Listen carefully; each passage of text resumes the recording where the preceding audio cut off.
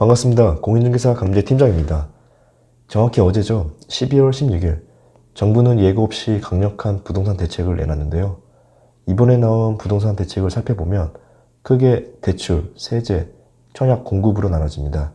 차근차근 팩트만 짚어보는 시간을 가져볼 텐데 해당 주제로 해서 궁금해하셨던 구독자분들에게 조금이나마 도움이 되었으면 합니다.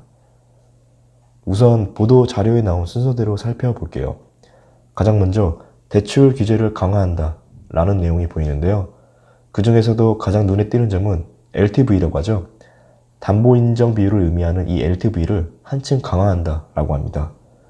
일부 과열지역을 중심으로 집중되는 갭투자 그리고 다주택자의 투기 수요 유입을 차단하기 위해 이와 같은 대출 규제를 강화한다 라고 하는데요. 지금까지는 주택가격 구간 없이 일괄적으로 LTV 40%의 규제를 적용했었는데 이번 대책에 따라 시가 9억 원을 기준으로 그 이하분에는 40%, 초과분에는 20%가 적용된다고 합니다. 그러니까 14억 원의 주택을 매입 시 지금은 LTV 40%를 적용해서 5억 6천만 원을 대출받을 수 있었지만 이제는 9억 원 이하까지는 40%, 그리고 9억 원 초과하는 나머지 5억 원에 대해서는 20%가 적용돼서 4억 6천만 원까지만 대출이 가능하게 됩니다. 이처럼 시가 9억 원을 기준으로 LTV 규제 비율을 구간별 차등 적용하겠다라는 겁니다. 그리고 초고가 아파트에 대해서는 주택담보대출을 아예 받을 수 없게 됩니다.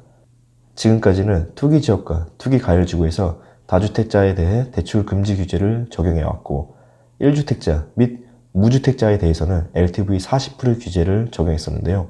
앞으로는 1주택자 여부와 관계없이 모든 차주에 대해서는 15억이 넘는 초고가 아파트는 주택담보대출을 전면 금지키로 한 것입니다. 그러니까 15억 원이 넘는 아파트는 대출을 못 받게 되는 것이죠. 조금 당황스러운 대출 규제라 볼 수 있는데요. 이처럼 대출을 아예 금지키로 하는 건 정말 사상 초유의 규제인 듯 싶습니다. 그리고 또 다른 주요 내용으로는 주택담보대출의 실수요 요건 강화가 있습니다.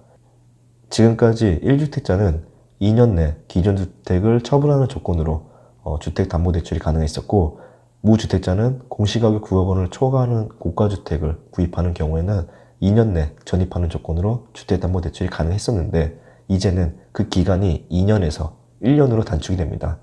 그러니까 1주택자는 2년이었던 처분기간이 1년으로 단축되었고 무주택자는 공시가격 9억 원이 아니라 시가 9억 원으로 변경되면서 1년 내 전입하는 조건으로 대출 요건이 강화되었습니다. 투기를 막겠다는 거죠. 그리고 전세대출을 이용한 갭투자를 방지하는 규제도 나왔는데요. 전세대출을 받은 자가 시가 9억 원을 초과하는 주택을 매입하거나 보유 시에는 전세대출에 대한 공집보증, 즉 주택금융공사 허그의 보증은 제한되었었는데 사적보증은 서울보증보험의 경우에는 제한되지 않았었습니다. 이제는 서울보증보험에서도 전세대출 받은 자가 시가 9억 원을 초과하는 주택을 매입하거나 보유 시에는 전세대출 보증이 제한된다고 합니다. 특히 전세대출 받은 후 시가 9억 원을 초과하는 주택을 매입하거나 2주택 이상을 보유하면 전세대출금을 모두 회수한다고 하고요. 그럼 이런 대출 규제의 적용 시점은 언제로 볼 수 있을까요? 각 내용별로 그 적용 시점이 다르게 나왔는데요. 시가 9억 원 초과주택에 대한 LTV 규제 강화와 주택담보대출의 실수요 요건 강화는 12월 23일부터 적용되고 15억 원이 넘는 초고가 아파트에 대한 주택담보대출 금지는 12월 17일부터 적용이 됩니다. 이어서 세제에 대한 내용들을 살펴볼 텐데요. 크게 주목되는 부분은 바로 종합부동산세 세율을 더 올린다는 내용입니다. 일반 소유자는 공시가격에 따라 0.1포인트에서 0.3포인트까지 올리고 3주택 이상 소유자 또는 조정대상 지역 2주택자는 0.2포인트에서 0.8포인트로 상향 조정되면서 최대 4%의 세율을 적용받게 됩니다. 그리고 조정대상 지역 2주택자 세부담 상한도 200%에서 300%로 상향 조정되었고 대신 1주택 보유 고령자의 세액 공제율과 합산 공제율을 높여 부담을 줄여주기도 했습니다. 양도세 역시 제도가 보완됐는데요. 1세대 1주택자에게 주어졌던 장기보유 특별공제는 거주기간을 추가해 요건을 강화하기로 했습니다.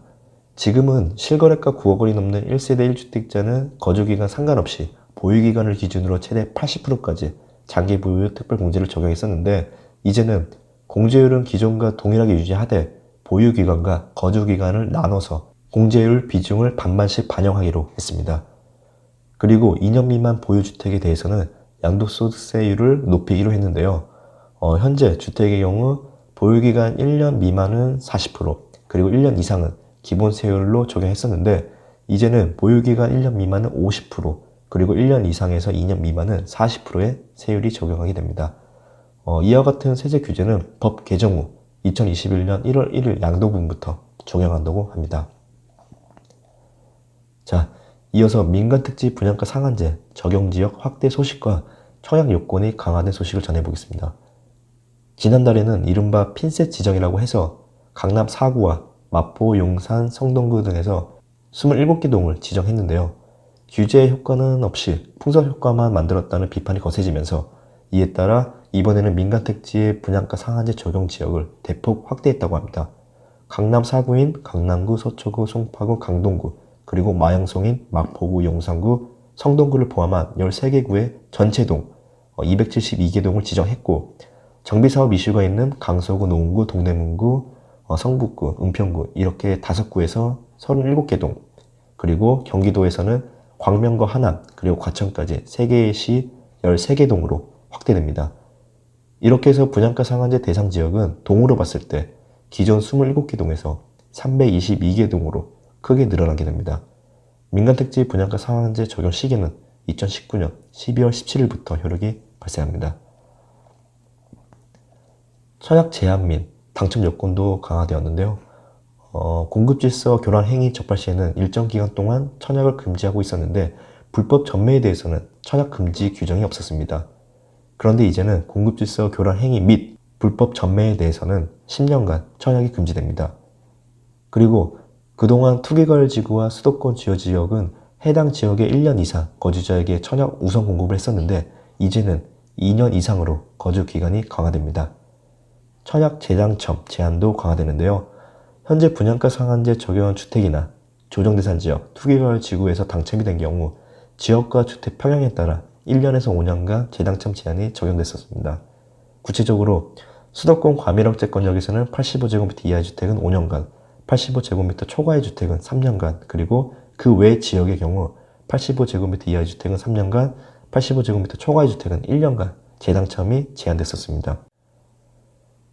정부는 청약 쇼핑족을 막기 위해 앞서 2017년 파리 대책을 통해 재당첨 관련 규제를 일부 강화한 바가 있는데 이번에 다시 그 규제의 수위를 대폭 높였다는 겁니다. 해당 보도자료를 보면 분양가 상한제 대상 주택과 투기과열 지구에서 공급되는 주택에 당첨이 되면 10년간, 그리고 조정대상 지역에서 당첨이 되면 7년간 재당첨이 되지 않도록 할 예정이라고 합니다. 이와 같은 청약 요건 강화는 개정 후 즉시 시행한다고 하며 그 시기는 2020년 상반기로 보고 있습니다. 그 외에도 여러 내용들이 있었고 공급 확대되는 소식도 있었습니다. 자세한 내용은 국토부에 나온 보도자료를 확인해 보시면 되겠고요. 이번 시간에는 팩트만 간략하게 정리해보는 시간을 가져왔습니다. 17번째 대책으로 부동산을 잡겠다고 하더니 결국 18번째 대책이 나왔습니다. 곧 있으면 19번째, 20번째 대책이 연이어 나오겠죠. 어느 누군가에게는 직격타가 될 수 있겠고 또 어느 누군가에게는 기회이거나 무의미할 수도 있겠습니다. 정말 매년 매 분기마다 여러 대책이 나오는 것 같은데 본인에게 맞는 정부 규제에 대해 확실히 파악하고 미리미리 준비하는 우리 구독자분들이 되었으면 합니다. 지금까지 공인중개사 강민재 팀장이었고요.